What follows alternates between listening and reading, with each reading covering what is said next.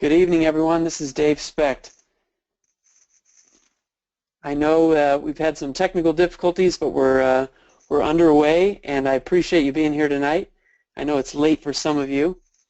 Would love to get started basically with a few questions. If you have come to this webinar with specific questions in mind, I'd love to have this session be very interactive. So there's a question box on the right-hand side of your screen, and you can send in your questions, and I'll take those towards the end of the webinar, but would love to have you send in a question that you came to this webinar with regarding to your specific situation, and we'll get to those towards the end. So we'll go ahead and get started. So succession planning for next gens only. This is a great opportunity for me to be in front of you, and I appreciate the Young Beef Leaders and also Caterpillar for giving me this opportunity. My name is Dave Specht, and I taught at the University of Nebraska and Family Business Management and developed their curriculum for generational family businesses, and also taught in ag economics. I wrote a book called The Farm Whisperer, and I'm going to share some of the things, some of the learnings that came out of that book, and hopefully be able to help you with your personal situation. And I am the father of 5, and here's my picture to show proof. That's my crew, and the reason I got started in this work is because I saw too many families being broken during the transitions, and so this work was an opportunity for me to participate in preserving family relationships while perpetuating these amazing ranches. So first of all, I want to ask you a quick question and have you think about it. Why should generational ranch transitions matter to you? Obviously they matter to me because I consult in this field and I'm working with families, but why do they matter to you? If you want to type in the question box your answer, I'd be happy to hear that from you, and look forward to hearing your response. For me personally, I think a generational ranch transition should matter to you because, first of all, if you're already back at the ranch, you're spending some of your best career building years in an operation that you may be unsure if there is going to be an opportunity for you to own it long term. If this is the case, this should make you nervous. You probably care about generational ranch transition because you have some of these tough questions that you want to confront but maybe have not figured out how to do so. Questions around shared ownership, or questions around leadership development. When will you get opportunities to lead? So a lot of different reasons. You're probably coming with different reasons as to why generational ranch transitions matter to you. But let me tell you a story of why I started advising family businesses, and specifically many in agriculture. When I was finishing up my master's degree in finance and tax planning, there were 2 families that I was close to that had family businesses. These weren't in agriculture, but they're family businesses, and they have very similar issues and challenges. One was a family-owned construction company. They were 3rd generation, and I saw them as kind of the model family. I'd grown up around them. They were in their 3rd generation. Their kids all had great work ethic. Financially, they were successful. They had a good marriage. And so I attributed a lot of that to the fact that they had a family business. Now, another family I was close to had a very different experience.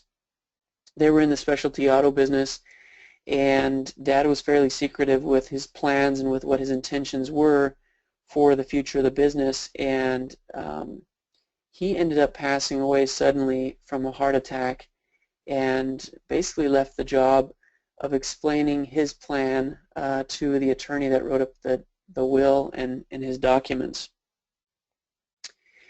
He called the family together, the attorney called this family together and explained that Dad had left half the business to his wife, and he had left half the business to his daughter, and didn't leave anything to his son, who also worked in the business and was instrumental in business development.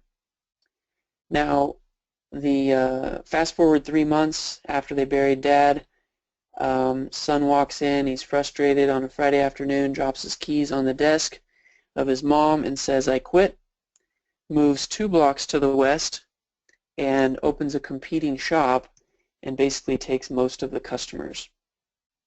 So my question to you is, was that the intent of Dad? I certainly hope not. I definitely don't think it was his intent to basically ruin his family and also destroy his business.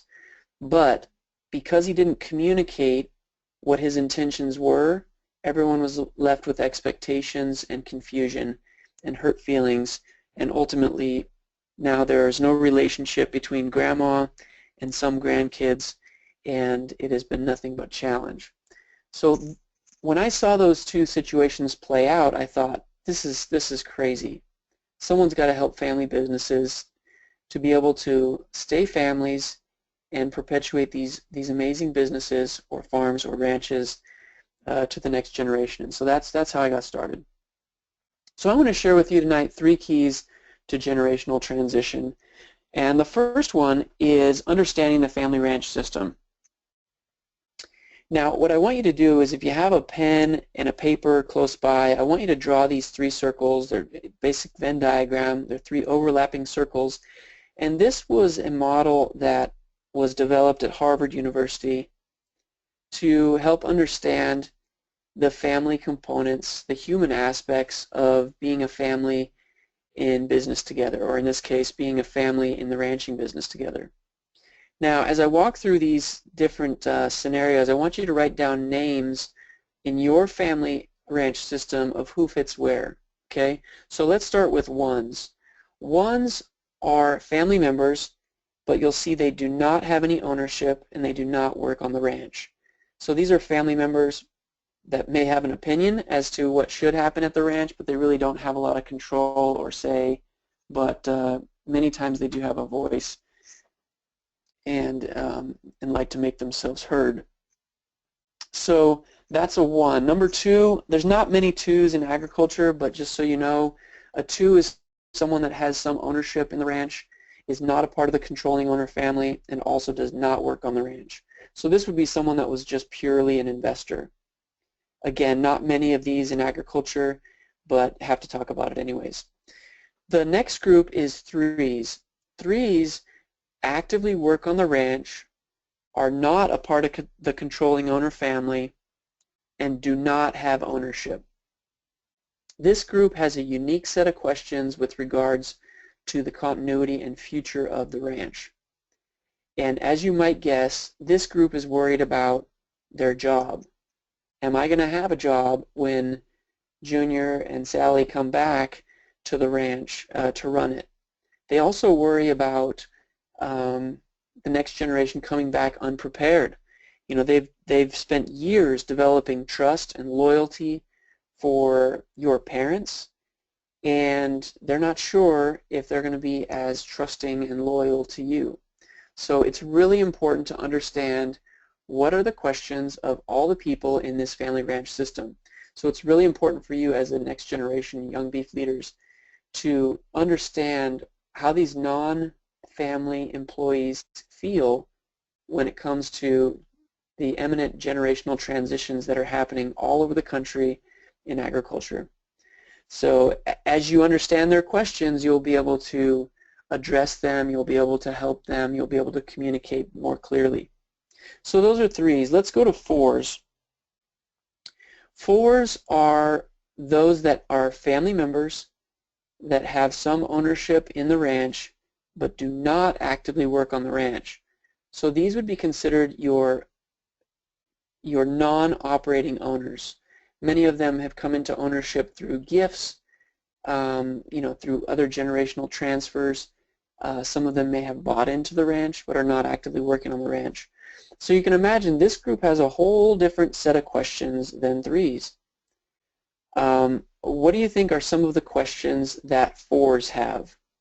Again, if you have answers, go ahead and type those in the question box so that I can see that you know what some of those are. Let me give you a few of them though. 4s are concerned with the management of the business, the management of the ranch. They wonder, is my asset being managed well? They also many times feel like they're not communicated with. Again, these are people that are family members that have some ownership in the ranch but are not operating the ranch. They're not working on the ranch. And so many times there's things that are going on the ranch that they don't hear about, and sometimes they feel left out of the loop. You might imagine this group also is very focused many times on how financially successful the ranch is. They have questions like, how much will I be paid? When will I be paid? They also want to know, if I want to be bought out of the ranch, how do I do that? They want to know, will I be expected to take a discount because I'm a family member and I'm selling to family members? So you have to realize that these are all questions that group has. Now, 4s get a bad rap in agriculture a lot because of their position, but it's a tricky one. Step into their shoes for a minute. Imagine that you have an asset that you're going to expect someone else to manage. You have no say with that asset, and many times you're not communicated about how well or how poorly that asset is being managed. So it's a tricky position. So those are 4s. There are many 4s in agriculture, and if you have 4s, go ahead and write their names down in that 4 section. Now let's move on to the next group, 5s. 5s are people that work on the ranch, have some ownership, but they aren't a part of the controlling owner family. So you can imagine their questions may be somewhat similar to 4s, but they're also kind of different because many decisions in family-owned ranches and many of the conversations happen at the dinner table. They happen in the house. And if that person is not privy to those conversations, many times they feel on the outside of some of these communications.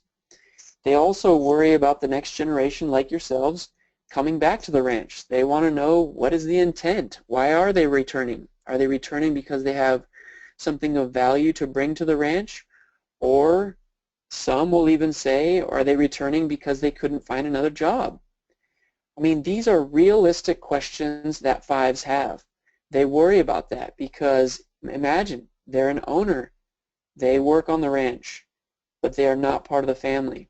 And so if they view young people coming back that are either not prepared or not adding great value to the ranch, they basically view that as taking money directly out of their pocket, and there's sensitivity to that. So just be aware, if you have 5s in your family ranch system, those are some of the questions, those are some of the concerns that they deal with. Now let's talk about 6s. When I taught at the University of Nebraska, these were my students, 6s. They're family members that actively work on the ranch but do not yet have any ownership. I would be interested to know how many people on this call would be considered 6s. If you would be considered a 6, you probably have some of these questions. One question is, am I being paid fairly? Have any of you had that question? How about this one? When will I be able to make meaningful decisions on the ranch? With purchases, with expansions, with equipment, and on and on and on.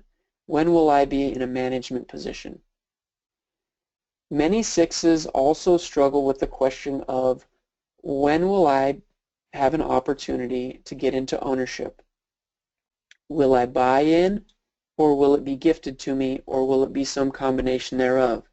If I buy in, will it be at market value, or will it be at some discounted value?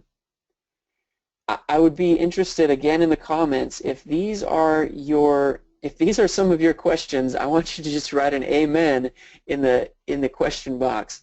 I hope these are resonating with you, but these are questions that your peers definitely have. Now let's talk about 7s. 7s are typically, you may be 7s or your parents may be 7s. 7s are family members that actively work on the ranch and have some ownership of the ranch. So this is typically the controlling owner group, and they have a whole unique set of questions regarding the continuity and future of the family ranch. This group wonders, does anyone care about the ranch as much as I do? They also wonder, is my next generation as committed as they need to be able to be successful as a rancher? They also wonder about timing of when should they allow you to have more responsibility. They also wonder about their cash flow during their older years. Where is that cash flow going to come from? Is the cash flow going to come from just the success of you running the ranch, or is it going to come from other alternative assets that they've created over time? And sevens have basically won the question lottery, meaning they get to answer and be responsible for managing all of the questions of everyone from 1 to 7. So as you see your parents struggle with transition, know that these are some of the reasons why they struggle, because all of these differing views, competing interests, and frankly emotional and challenging questions have not been answered. So this is definitely number one. Understand your family ranch system, and your homework assignment today is basically to take this 3-circle model and explain it to one person. I've found that if you explain something or teach someone something else, you will cement that into your mind and you will learn it well. So that's number one, understand the family ranch system. Number two is, the second key is to create contingency plans. And here are 2 plans that every ranch needs. This is my daughter, McKaylee. She's my oldest. She's now 14, but she was taking care of these bummer lambs. And I use this picture because she was their contingency plan. And ultimately, every ranch needs a contingency plan of 2 kinds.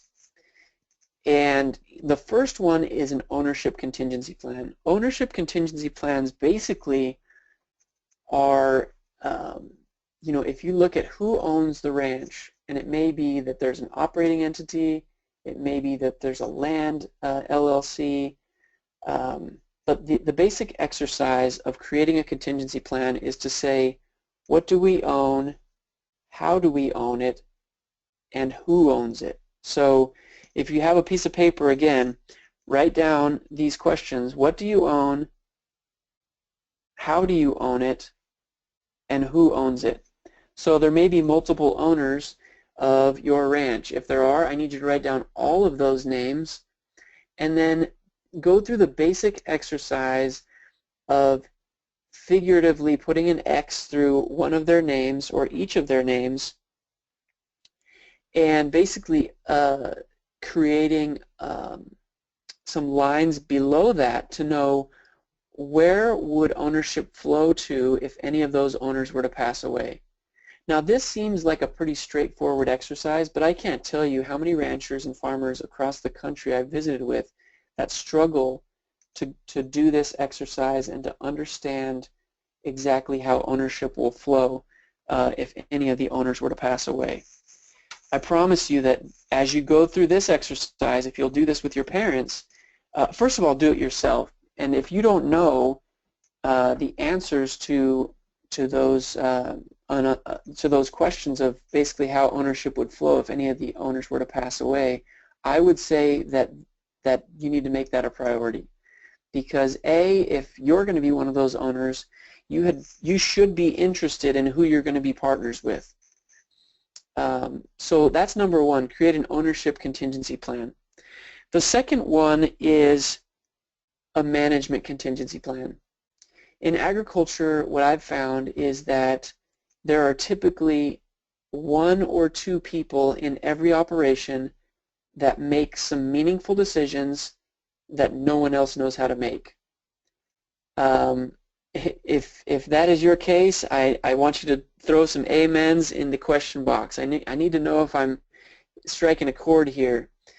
So with a management contingency plan, basically what I'm looking at is for you to ask the question, what are the 1 or 2 things on your ranch decisions that are made by one or two people. Is it buying cattle? Is it lease agreements? Is it the relationship with the lender? You know, what are those things? As you identify those things that maybe only dad knows how to do or only mom takes care of, those represent real risk in generational transitions. And you should identify those things, and then you should have a direct conversation about, are these risks that we want to manage? Are these risks that we want to bear the burden of? Or are these risks that we want to try to get rid of? Some of those risks can be minimized with cross-training, and it may be you that they train to do something, whether that's in the books or in the different aspects of the ranch. And sometimes there are just risks that the ranch has got to be willing to bear. So those are the two things, okay? There's two types of contingency plans: ownership contingency plans and management contingency plans. So that's your second piece of homework for tonight. The first is that family ranch system and explaining it to someone else. The second is take some time, create your ownership contingency plan, figure out where the question marks are for you and for your family, and go about solving those. And second, create a management contingency plan. Just choose one or two things that are activities on the ranch that are completed by one person, and then decide, have a conversation. Is that a risk that we want to bear, or do we want to somehow manage that risk? So only two things matter in family ranch succession planning, and that's perceptions and expectations. And I can promise you that each of us have perceptions. Whether those perceptions or expectations are based on what someone told us, we all just have some sort of expectation, whether that's that the ranch will be given to us, or that you'll buy the ranch, or that you'll own the ranch outright, or that you'll share the ranch with your siblings who may not even be participating in the ranch management. But ultimately, the only thing that matters is that families manage the expectations of all parties involved. And I can guarantee you there are people on this call that have had their expectations mismanaged, and ultimately we need to get rid of as much of that as possible in agriculture and begin to have some of the difficult conversations. So number 3 is ask inspired questions. This is my daughter Libby. She's now 3, but the reason I show this picture is because when I was a dad for the first time, I was 23 years old, and we lived in Rexburg, Idaho, and she was born in November, and it was freezing, and we lived in a basement apartment, and I worked and went to school, and each night I would come home and I'd hold this little girl in my arms and I'd look into her eyes, and anxiety would fill my whole body. And I don't know if any of you have kids, but that was not what I expected this to feel like. I expected to have joy and hope and excitement for her future, but all I had was anxiety. So this went on for a couple of weeks, and ultimately I decided to confide in a professor of mine and tell him what was going on. And he gave me some advice, because I worried, like, I'm 23 years old, how in the world am I going to have all the answers this little girl's going to need for her life? And he gave me some advice that I continue to think about today. He said, Dave, don't worry about having all the right answers, just make sure you have all the right questions. And I thought, what in the world does that mean? I don't understand that at all. But what he meant was, when she's 3, what questions are you going to ask so she'll talk to you? When she's 5, and now when she's 14, what questions are you going to ask her so she'll allow you to be a part of her life? So it was all about questions. So that was in my personal life. Fast forward, I'm finishing my master's degree in finance and tax. I think I'm pretty smart. I start advising family companies. Families come to me, I listen to their story, and then I tell them what to do. And you can imagine your parents. How much do they like being told what to do? Or how much do you like being told what to do? None of us do. I mean, the reason that you're an independent rancher or business owner is because you don't like to be told what to do. You want to be the captain of your own ship. Ultimately, I was struggling in my consulting practice, but then I thought back to what I was doing in my personal life about asking questions, and I started developing a set of questions so that I could get out of the mode of just telling people what to do and start asking better questions. And these inspired questions, there's a few things that criteria that they have. One is they encourage honest sharing. The second is it needs to be open-ended. No yes, no questions.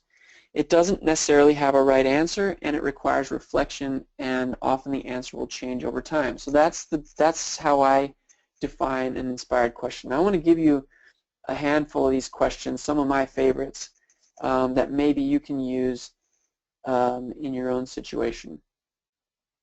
So here's the first one, and you might consider asking this to your parents. Describe the greatest non-financial outcome you'd like to achieve with your estate plan. Let me read that again. Describe the greatest non-financial outcome you'd like to achieve with your estate plan. Many of them will look at you with a blank stare and not understand really what you're trying to get at. Ultimately, what I'm trying to get at with this question is, what do you really care about? What do you want to have happen with the family because of the estate plan that you've created? Many times they're value-based type responses to this question. Okay, here's another one. How likely would it be that your lender would continue to loan money to the ranch if any of the current owners were to pass away? So again, think back to your ownership contingency plan. How many of you have asked this question? How likely is it that your lender would continue to loan money to you if any of the current owners were to pass away? I promise you, most ranchers, most farmers have not asked their lender this question, and it's a mistake. And you as a next gen, you need to encourage them to do so, because if the lender says at this time no, you need to find out why that no is. You need to find out, is it because of experience, or is it because of how assets are positioned? It's best to ask this question when there is time to plan and time to prepare to help the lender to take a no or a maybe and make sure you turn it into a yes that they would lend to the ranch. Here's a couple for you as the next generation. What is your comfort level having to personally guarantee the debt of the ranch? This is perhaps one of my favorite questions of all. And the reason is because this question is a litmus test for who wants to be an owner and who does not. You all know that the ranch is not a riskless asset. There is risk in the ranch. There is no free lunch. Owning a ranch has risk. And if I were to ask you how many of you would be interested in inheriting assets, most all of you would raise your hand. But if I ask the next question, how many of you would be interested in inheriting the debt of the ranch, we would see fewer hands. This is particularly an important question with those non-operating heirs or potential heirs to the ranch. If your parents are thinking about a shared ownership situation with siblings who are not operating the ranch, this is a question that needs to be asked. What is their comfort level having to personally guarantee the debt of the ranch? I'm going to tell you, most that are not operating the ranch are not going to be wanting to personally guarantee the debt so that you can ranch. They need to ask these questions. We need to ask these questions early so that the right people can be positioned for owning the ranch. How many of you think that question is fair? If you think that question is fair, I want you to type amen into the question bar. And if you don't, you can say no. But ultimately, this is a question that I want every ranch family asking their next generation.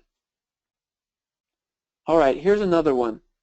If you had to share ownership in the ranch with a non-operating sibling, how would that make you feel? Ultimately, if you're back at the ranch and you don't know if your parents are going to put you in a shared ownership situation, I need you to answer this question for yourself. How comfortable are you sharing ownership with a non-operating sibling? this is important, and you're going to have a direct conversation with your parents about how you feel about this and the why behind it. And ultimately, you may have some tough decisions to make if they're dead set on making you own the ranch with non-operating siblings. But again, I don't want you to spend your 10, 15 best career building years only to find out that you're not going to be able to run the ranch or operate the ranch with the level of autonomy that you want to. So here's one last question, and this one's for the whole family. What does it mean to be a, insert your last name?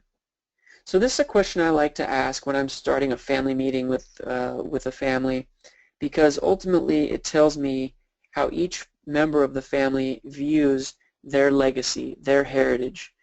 I ask this question to my own kids, and be careful if you have kids and you ask these types of questions, because they're probably going to tell you the truth. They might say, well, it means quick temper, or they might say something else. But anyways, I like this question. What does it mean to be a, insert your last name? All right, story time with the Farm Whisperer. I wanted to share one or two stories, and I'll leave 10 or so minutes at the end for questions. And actually, if you'd start submitting your questions now as to your personal situation with the ranch and transition, I would love to take those and answer as many questions as possible. But I wanted to share a couple of stories. The first one has to do with shared ownership. Now this picture represents, well, this is our littlest one, Libby, and her older brother, Jet. Again, Libby's 3 now, and this is a good picture for how shared ownership works at our house. This is Libby's taking a swipe at her brother because you can bet whose tractor this is. This is Libby's tractor, at least she thinks that. So obviously I'm gonna have some shared ownership issues in my family out of the gate.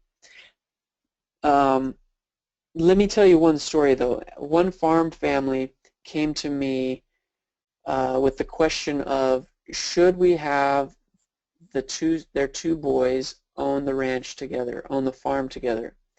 And then they gave me the backstory. The younger son had, years earlier, a handful of years earlier, had not been faithful, had cheated with his sister-in-law, his brother's wife.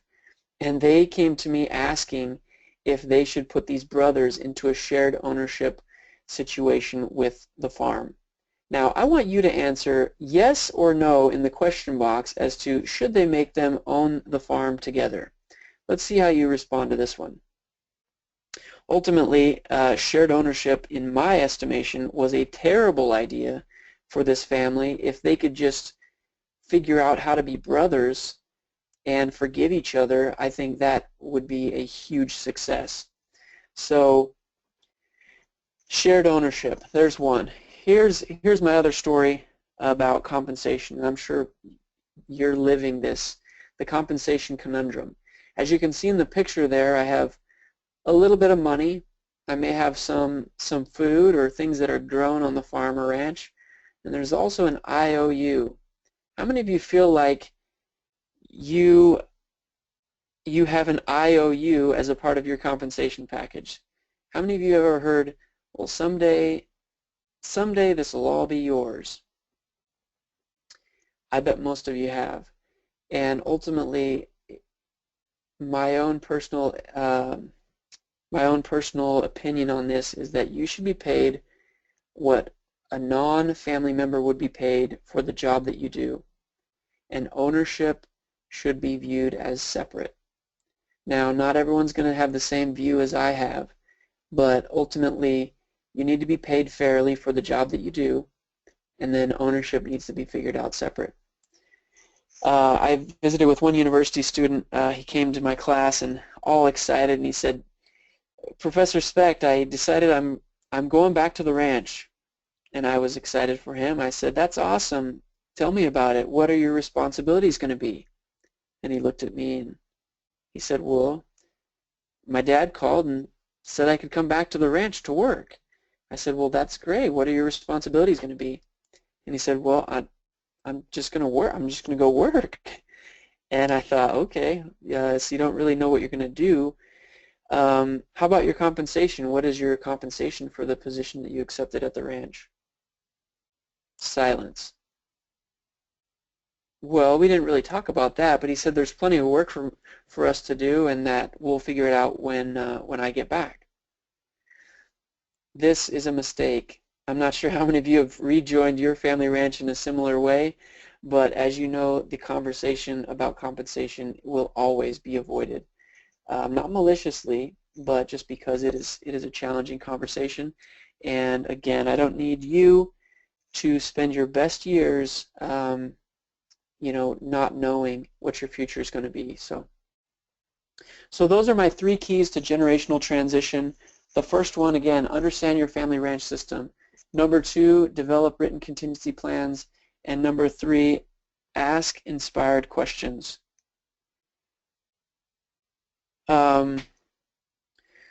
What I'd like to do now is take a few questions from the chat box, and let me pull up a few here. Okay. One participant asked this question: my father recently passed. How do I approach my stepmother to discuss the ranch without looking greedy or worse? That is a tough question, and my condolences to you and your family at the passing of your father. This is tough, but ultimately I would address this by looking at it from a legacy perspective. I would say, as I'm thinking about Dad and what the ranch meant to him, I have some questions with the future of the ranch, and I'm wondering if we could talk about those.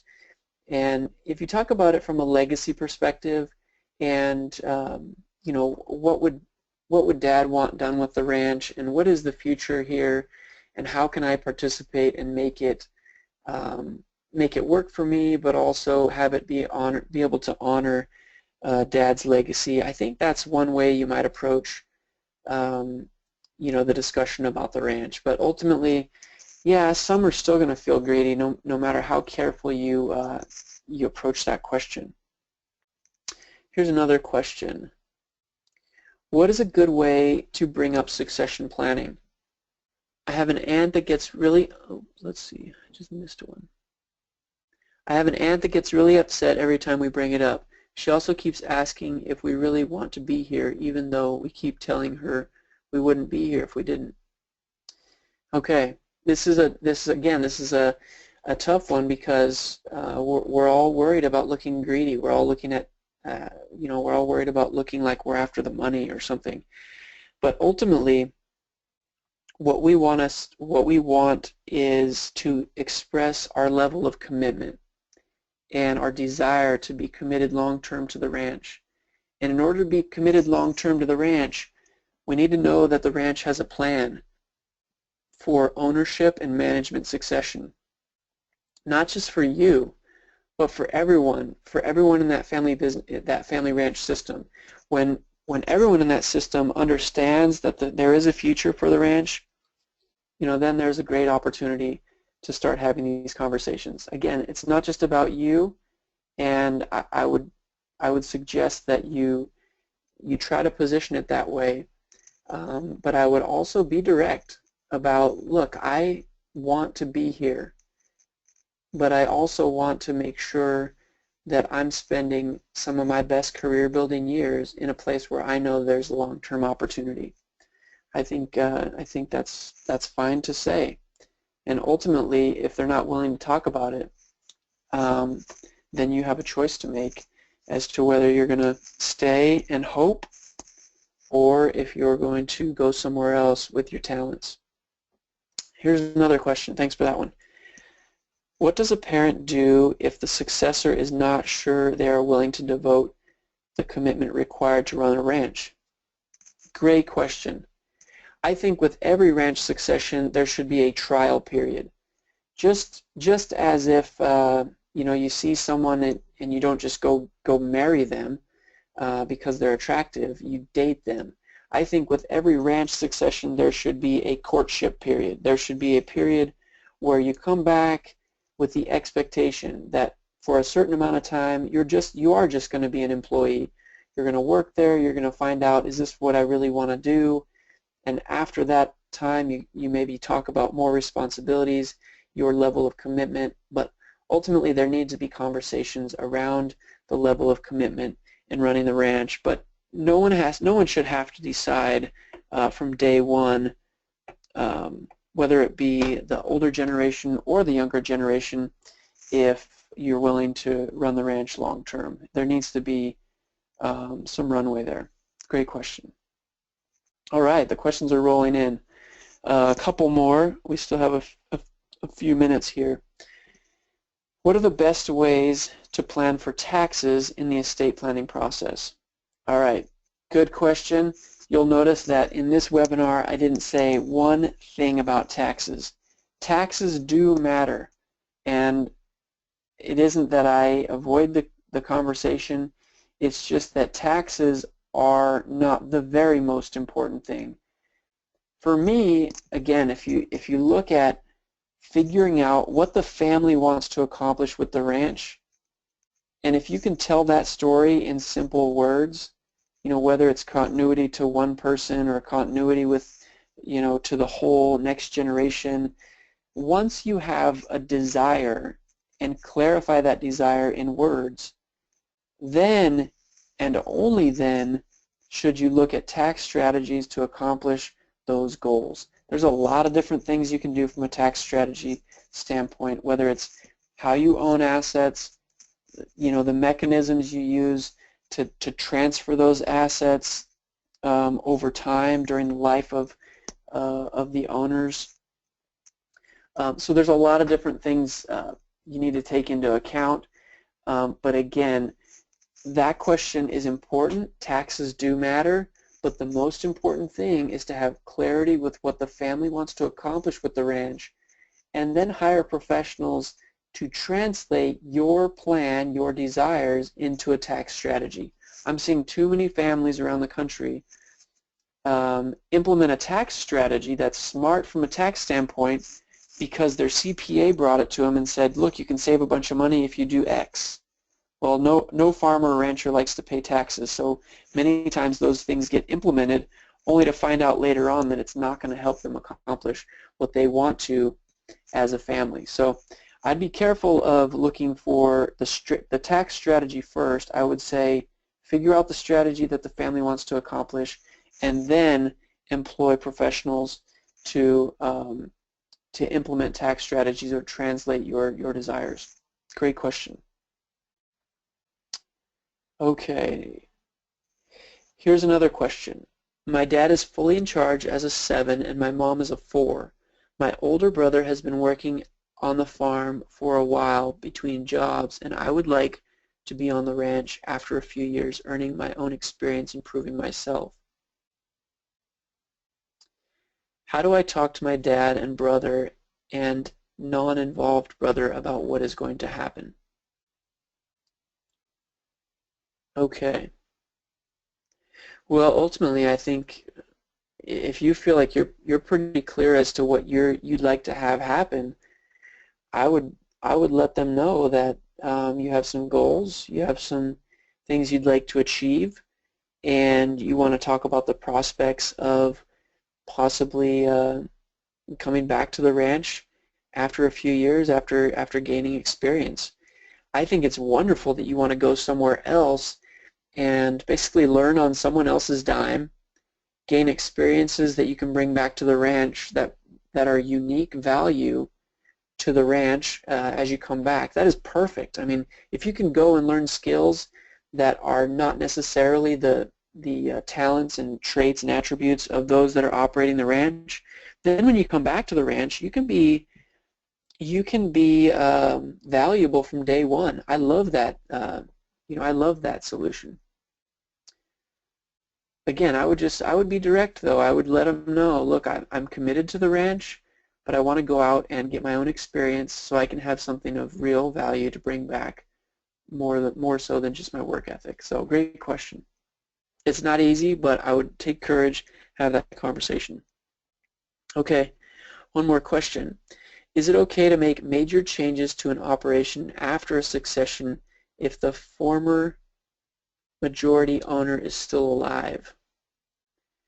Okay, so that one is kind of a loyalty question. And many times successors, if their parents had a a certain way of running the ranch, out of respect, they don't make big changes while they're still around. But ultimately, if you're a manager and you have to make tough decisions, you need to go ahead and do that. Unless they've transferred that ownership to you with the expectation that you're not going to make those changes, I don't know how you don't make changes when it strategically makes sense. So you don't make changes in the operation just for change's sake. You make changes when it makes sense to the viability and success of the future of the operation. But again, it's tough because those owners that are still alive who've transferred ownership, they definitely have their opinions of how the ranch should be run. So that's a tough one. But if you're going to be the manager, then some of those tough decisions you'll need to make. Now, here's one thing I would say. Whatever you can do to make them feel important, even when they have transferred the ownership or management to you, I think is a good thing. So you may counsel with them and say, look, looking for some advice, thinking about making this change, wanted to get your opinion, just so they feel still involved. Now, that works for some families, it doesn't work for others, but ultimately we want to respect the senior generation and value their opinion and their experience. But ultimately, if you have to make a tough decision and there has to be some changes made on the ranch, then I'd say go ahead and do that. Okay. Last question, but NCDA will send these questions and I'll compile the responses and send them back directly. Last one, we've discussed our goals, but structurally, financially, what are any key strategies? Okay, we've discussed our goals, but structurally, financially, what are any key strategies? So again, I would look at how the ownership of the ranch is. I would say, look at how the land is owned. I would say if there's an operating entity, know how that is owned. Those structures are important because some of them will offer asset protection, from a lawsuit.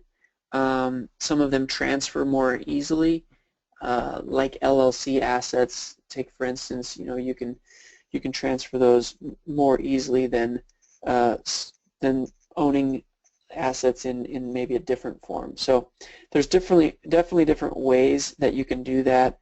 But again, without knowing your specific goals and what your specific timing is, I would not be able to offer you any specifics on that strategy. I really appreciate the time that you've given me tonight.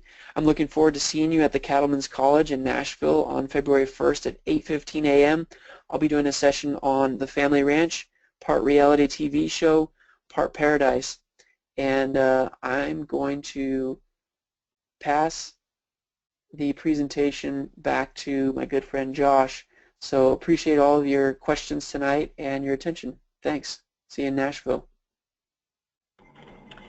Thank you to our presenter, Dave Speck, and this is actually Sarah Arp, and I'm with the National Cattlemen's Beef Association, and I want to thank all of those of you for joining and bearing us with our technical issues at the beginning of the webinar, but just wanted to let you know that, as Dave mentioned, he will be at our Cattlemen's College sessions in Nashville, but we also have him in our Emerging Leaders Luncheon along with other young beef leader activities. So please visit our website at www.beefusa.org for more information. Thanks again to our sponsor Caterpillar and the Young Beef Leader Program. Have a good night, and we hope to see you in Nashville.